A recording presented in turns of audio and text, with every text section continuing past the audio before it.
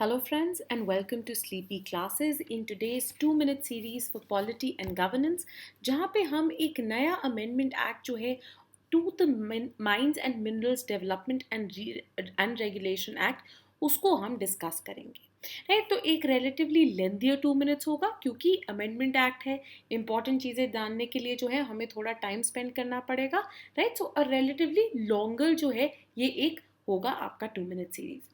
Now before we move on to the lecture, very importantly आपको बस बता देना चाहेंगे very quickly कि हमारे बैच 3 जो हैं ऑफ our various courses वो लॉन्च हो चुके हैं। प्री प्लस मेंस का जो 2022 के लिए बैच 3 है विच ऑल्सो इंक्लूड्स हमारा जो प्री क्योर का सीरीज है जिसके अंदर हम कंप्लीट करंट अफेयर्स की डेली डिस्कशंस करते हैं from both prelims and mains perspective, ये ऑलरेडी इसके साथ कॉम्प्लीमेंट्री आपको फ्री मिलेगा। 25,000 इंक्लूडिंग जीएसटी अगर आप विद आंसर इवैल्यूएशन देते हैं, दैट इज जो आप मेंस के आंसर लिखेंगे अगर आप वो चेक करवाना चाहते हैं, एंड विदाउट आंसर इवैल्यूएशन अगर आप जो है सिर्फ model answer and video solution देखना चाहते हैं। सिमिलरली हमारे जो दो ऑप्शनल्स है political science and international relations and sociology, उसके भी दोनों के बैच 3 जो है लॉन्च हो गए हैं। 15,000 फीस है इफ विद इवैल्यूएशन आप लेना चाहते हैं एंड 12,000 अगर आप विदाउट इवैल्यूएशन लेना चाहते हैं। Apart from that we also have the essay course जिसके अंदर एसेस की बेसिक्स, साथ ही में एसेस किस तरह से लिखते हैं, thesis writing as well as essay writing with evaluation सब आपको दी जाएगी in only ₹5,000। Apart from this अगर आप हमारे प्री क्योर जो कंप्लीट होलिस्टिक करंट अफेयर्स का कोर्स हमने लॉन्च किया है दोनों ही प्रीलिम्स एंड मेंस के लिए जो कि ज़रूरी है, अगर आप उसका पार्ट बनना चाहते हैं तो 7,000 रुपीज़ जो है उसकी फ़ीस है। Very importantly EMI facilities are available in these courses. Inaugural discount जो है ₹1,000 का चल रहा है, या फिर अगर आप एक कॉम्बिनेशन कोर्स लेते हैं जहाँ पे आप PCM प्लस ऑप्शनल प्लस ऐसे लेते हैं, आप PCM प्लस ऑप्शनल लेते हैं तो आपको वैसे भी 1,000 रुपीज़ जो है डिस्काउंट दिया जाएगा। एनरोलमेंट्स 10 to 31 मई तक चलेंगी। 31 मई के बाद जो है बंद कर दी जाएंगी सारी एनरोलमेंट्स। साथ ही में अगर आपको और डिटेल्स चाहिए तो आप इस नंबर पे कॉल कर सकते हैं, यहाँ पे हमें मेल ड्रॉप कर सकते हैं, या फिर हमारी वेबसाइट पे जाके जो है डिटेल्स चेक कर सकते हैं। Right now let's move on to details 2 minute series जो कि है all about the mines and minerals development and regulation amendment act of 2021। Now जैसे कि at the very start of the lecture आपको बताया था पर्पस क्या है इस अमेंडमेंट एक्ट का, ये जानना सबसे ज़्यादा ज़रूरी होता है राइट कि किस लिए किसको अमेंड करता है। ये बेसिकली ये अमेंडमेंट एक्ट जो है चेंज करता है, अमेंडमेंट लाता है to the mines and minerals development and regulation act of 1957। 2015 के अंदर भी जो है न्यूमरस इसके अंदर अमेंडमेंट्स की गई थी एंड 2021 के अंदर जो है की जा रही है। पर्पस क्या है इस 1957 के एक्ट का? ये एक्ट जो है बेसिकली रेगुलेट करता है आपके पूरे माइनिंग सेक्टर एंड इंडस्ट्री को। तो किस तरह से आपको माइंस की लीज मिलेगी, उन माइंस के अंदर जो मिनरल्स हैं उनको आप किस तरह से यूज कर सकते हैं, क्या ऑक्शन का प्रोसेस होगा, गवर्नमेंट को आपने क्या क्या पे करना है, उस मिनरल्स को आपने किस तरह से यूज करना है, ये सब जो है ये एक्ट द्वारा रेगुलेट किया जाता है right. So when it comes to the mining sector, one stop act which is related to all of them is the Mines and Minerals Development and the Regulation Act।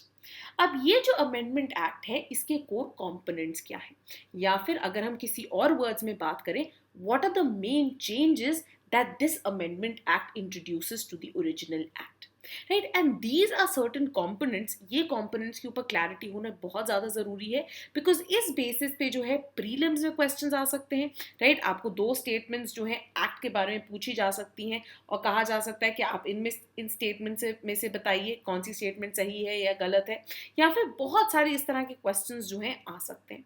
तो चलिए बढ़ते हैं components की तरफ and देखते हैं क्या है ये जो मेन नई चीज़ें इंट्रोड्यूस करता है ये अमेंडमेंट एक्ट।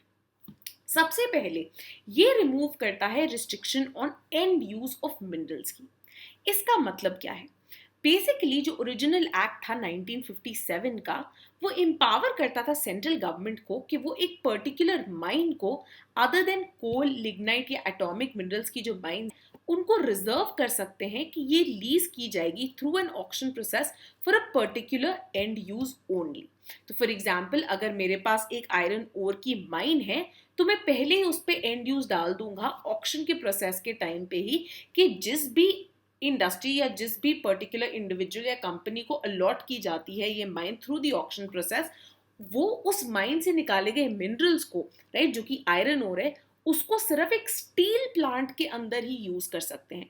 अगर आप चाहते हो उस आयरन ओर को एक्सपोर्ट करना या कुछ और करना, वो अलाउड नहीं होगा, क्योंकि हमने ऑलरेडी उसका एंड यूज बता दिया है कि आप इसी एंड यूज के लिए जो है उस पर्टिकुलर मिनरल को फ्रॉम दैट माइन यूज कर सकते हैं। ऐसे माइंस को क्या बुलाया जाता है? कैप्टिव माइंस बुलाया जाता है। सो अगर आपको अमेंडमेंट के ऊपर भी नहीं, फॉर एग्जाम्पल अगर हम ज्योग्राफी के कंपोनेंट की बात करें, ज्योग्राफी को लेके फॉर एग्जाम्पल ह्यूमन ज्योग्राफी के अंदर हम मिनरल्स एक्सेट्रा को भी हम पढ़ते हैं, ठीक है, तो उसके अंदर जो है आपको ऐसा क्वेश्चन आ सकता है कि कैप्टिव माइंस इनमें से क्या मतलब है as per the Indian law. ठीक है, तो अब आपको पता है कैप्टिव माइंस का क्या मतलब है। ऐसी माइंस जिनको सेंट्रल गवर्नमेंट जो है रिजर्व करके रखती है लीज के टाइम पे ड्यूरिंग एन ऑक्शन, कि इनसे निकाले गए मिनरल्स जो हैं एक पर्टिकुलर एंड यूज के लिए ही जो है यूटिलाइज किए जाएंगे। ना वेरी इंपॉर्टेंटली ये जो अमेंडमेंट एक्ट है 2021 का, ये प्रोवाइड कर देता है कि कोई भी माइन जो है वो अब रिजर्व नहीं की जाएगी फॉर पर्टिकुलर एंड यूज। ठीक है, कि अब अगर जो ऑक्शन की जाएंगी माइंस, तो हम किसी भी माइन के ऊपर प्री एग्जिस्टिंग एक पर्टिकुलर एंड यूज जो है इंपोज करके नहीं देंगे to the lessee, to the person जो कि लीज कर रहा है उस पर्टिकुलर माइन को। Now very importantly, sale of minerals by captive mines. अब ऐसी भी माइंस हैं जो कि ऑलरेडी ऑक्शन की जा चुकी हैं, राइट, जिनके साथ पर्टिकुलर एंड यूज जो है एसोसिएटेड थे। What about those mines?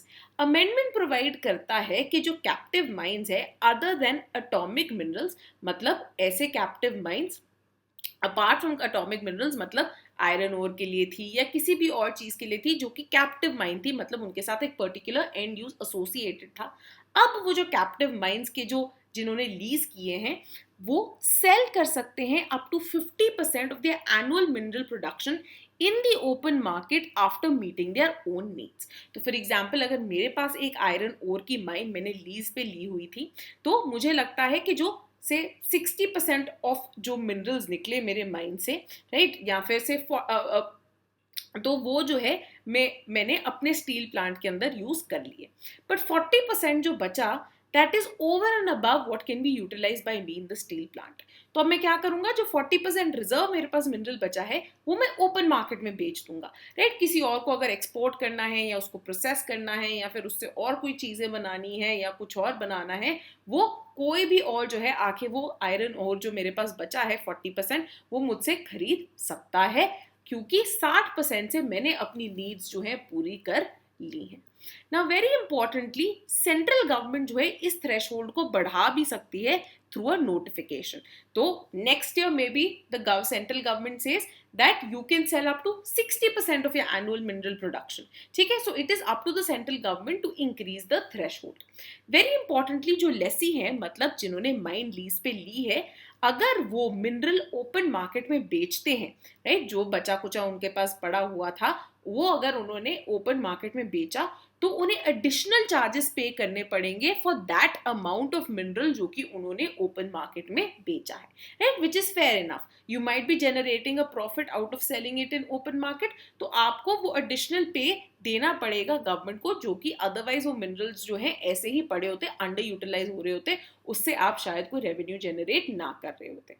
Very importantly, another major change which is introduced is the auction by central government in certain cases. Now, under the original Act 1957 का states जो थे वो conduct करते थे auction of mineral concessions other than those mines जो कि coal, lignite या atomic mineral से जुड़ी हैं। मिनरल कंसेशन क्या होते हैं ना, इसके ऊपर भी जो है क्वेश्चन आ सकता है। मिनरल कंसेशन बेसिकली इंक्लूड करते हैं माइनिंग लीज, राइट, के जो लीज आपको दी जाएगी किसी भी पर्टिकुलर माइन के लिए, राइट, उसको यूज करने के लिए, एंड साथ ही में प्रोस्पेक्टिंग लाइसेंस कम माइनिंग लीज। ठीक है, ये प्रोस्पेक्टिंग लाइसेंस कम माइनिंग लीज क्या होता है? प्रोस्पेक्टिंग लाइसेंस का मतलब है कि 2 स्टेज लाइसेंस आपको मिलता है, prospecting license and then your mining license, right? Basically prospecting license एक license grant होता है for the purpose of undertaking prospecting operations, मतलब आप एक्सप्लोर, लोकेट या प्रूव कर रहे हैं कि मिनरल डिपॉजिट्स एग्जिस्ट करते हैं before you undertake mining operations. ठीक है, तो इसको हम क्या बोलते हैं, प्रोस्पेक्टिंग लाइसेंस कम माइनिंग लीज। अब जो 2021 की अमेंडमेंट है ये एम्पावर करती है सेंट्रल गवर्नमेंट को कि स्पेसिफाई कर सकते हैं एक टाइम पीरियड जिसके अंदर जो ऑक्शन है, इन जो ऑक्शन प्रोसेस है वो कंप्लीट होना चाहिए in consultation with state government. तो स्टेट गवर्नमेंट्स के साथ मिलके ये डिसाइड करेंगे कितने टाइम पीरियड के अंदर ये जो ऑक्शन प्रोसेस है कंप्लीट हो देना चाहिए, है। तो फॉर एग्जांपल 2 years और 3 years और अ ईयर।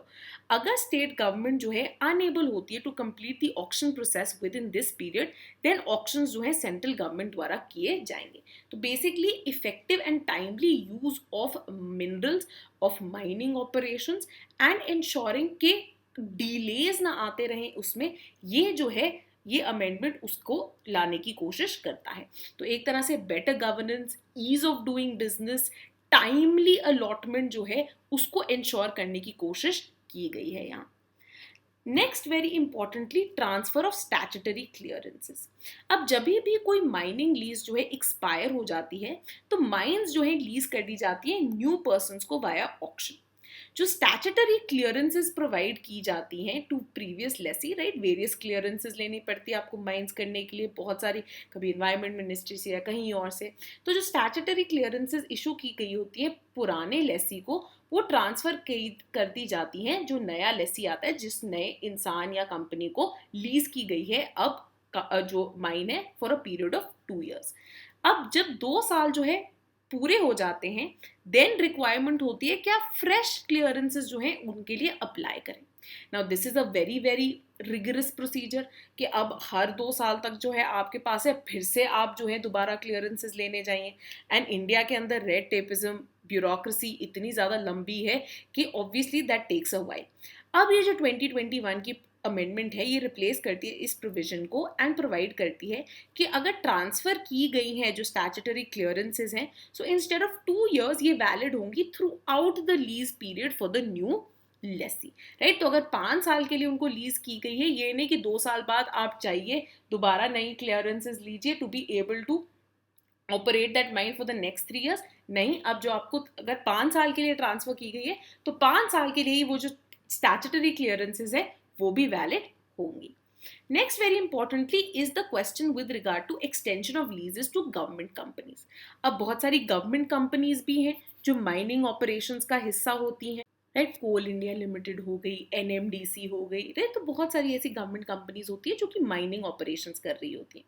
तो जो ओरिजिनल एक्ट था 1957 का, वो प्रोवाइड करता था कि जो पीरियड है माइनिंग लीज का जो कि गवर्नमेंट कंपनीज को ग्रांट किया जाता है, वो प्रिस्क्राइब किया जाएगा सेंट्रल गवर्नमेंट को कि कितने पीरियड के लिए ये माइनिंग लीज जो है दी गई है। अब जो 2021 का अमेंडमेंट एक्ट है ये प्रोवाइड करता है कि जो पीरियड है ऑफ माइनिंग लीजेस जो कि गवर्नमेंट कंपनीज को दिया जाएगा अदर देन लीजेस जो कि ऑक्शन द्वारा ग्रांट की गई हैं, सो दे वन एन ऑक्शन तभी उनको मिला है, ये एक्सटेंड किया जा सकता है on payment of additional amount prescribed in the amendment act, right. तो फॉर एग्जांपल मुझे सेंट्रल गवर्नमेंट ने लीज किया for 10 years but I want to lease it for another 5 years। तो ऑलरेडी अमेंडमेंट एक्ट में स्टेटेड है कि आप इतना पे कीजिए और आप जो है इसको इतने साल तक के लिए और एक्सटेंड करवा सकते हैं। Last but not the least, कुछ कंडीशंस हैं जिसके थ्रू आपकी लैप्स भी हो सकती है माइनिंग लीज। अब 1957 का जो ओरिजिनल एक्ट था ये प्रोवाइड करता था कि कोई भी माइनिंग लीज जो है लैप्स कर जाएगी अगर जो लेसी है, मतलब जिसको लीज की गई है माइन, वो स्टार्ट नहीं कर पाता mining operations with in 2 years of the grant of a lease. तो आपको लीज मिल गई है बट लीज मिलने के 2 साल बाद भी आप माइनिंग ऑपरेशंस नहीं कर रहे, मतलब इफेक्टिवली यूटिलाइज नहीं कर रहे उन माइंस को, या फिर आपने डिसकंटिन्यू कर दिए mining operations for a period of 2 years। तो फॉर एग्जांपल आपको लीज दी गई फॉर 5 years, आपने 1 साल तो जो है ऑपरेशंस किए बट 1 साल के बाद थप बैठ गए और 2 साल निकल गए और आपने कुछ भी माइनिंग नहीं की है, तो भी आपकी जो लीज है एक्सपायर हो सकती है। However, जो लीज है वो लैप्स नहीं करेगी at the end of this period if a concession is provided by the state government upon an application of the lessee। तो for example मैंने 2 साल जो है नहीं की, राइट, जो माइनिंग था, बट स्टेट गवर्नमेंट ने जो है कंसेशन दे दिया। क्यों? क्योंकि स्टेट गवर्नमेंट ने बोला जी यहाँ पे तो ना नक्सलिज्म के कारण वायलेंस बहुत बढ़ गई थी जिसके कारण ये जो है माइनिंग नहीं कर पाए थे, ठीक है, तो हम इनको कंसेशन दे रहे हैं ताकि इनकी लीज लैप्स ना हो। अब अमेंडमेंट जो है 2021 की ऐड करती है कि जो थ्रेशोल्ड पीरियड है for the lapse of the lease, ये एक्सटेंड किया जा सकता है by the state government only once and up to 1 year. मतलब मैं सिर्फ एक बार 1 साल की कंसेशन दे सकता हूं, बार बार जो है रिपीटेडली मैं कंसेशंस नहीं दे सकता, जो कि स्टेट गवर्नमेंट है। ठीक है, तो ये इंपॉर्टेंट चेंजेस हैं 2021 की अमेंडमेंट के बारे में, जो कि आपको पता होना चाहिए। प्रीलिम्स में किस तरह के क्वेश्चंस आ सकते हैं? बहुत तरह के क्वेश्चंस आ सकते हैं। अगर हम GS2 की बात करें तो डायरेक्ट क्वेश्चन आ सकता है ऑन द अमेंडमेंट एक्ट कि इनमें से कौन सी स्टेटमेंट्स जो है इनकरेक्ट है, जो कि प्रोवाइड नहीं की जाती by the mines and minerals development and regulation amendment act of 2021।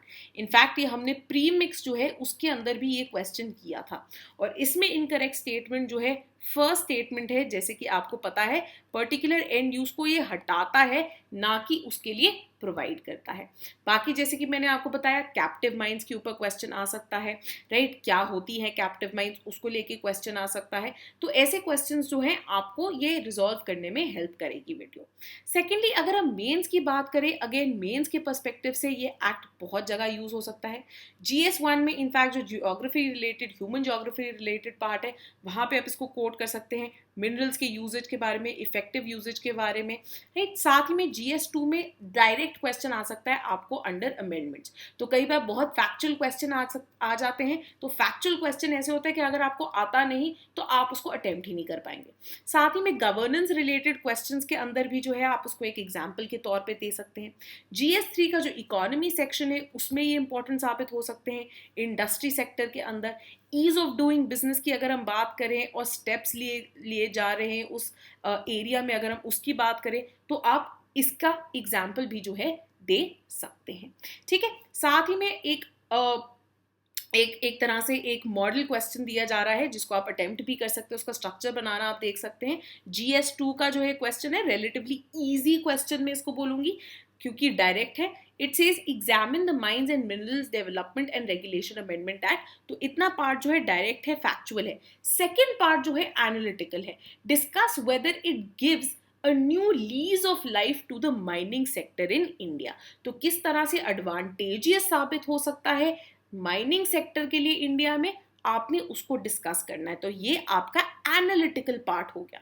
ठीक है, 20 मार्क्स का जो है ये क्वेश्चन साबित हो सकता है। तो आप इसके अंदर वेरियस चीजें जो है उसको डिस्कस कर सकते हैं, जैसे कि मैंने मेंशन भी किया है through out the lecture. And एक तरह से आप अटेम्प्ट भी कर सकते हैं कमेंट्स के अंदर कि ब्रॉड स्ट्रक्चर क्या हो सकता है ऐसे क्वेश्चन का, right? This is all for today. Thank you and we will see you in the next lecture. Also don't forget about our batch 3, and अगर आप डिटेल्स जानना चाहते हैं आप दिए गए नंबर पे या फिर हमारी वेबसाइट sleepyclasses.com पे जाके जो है डिटेल्स देख सकते हैं, including the schedule of the classes.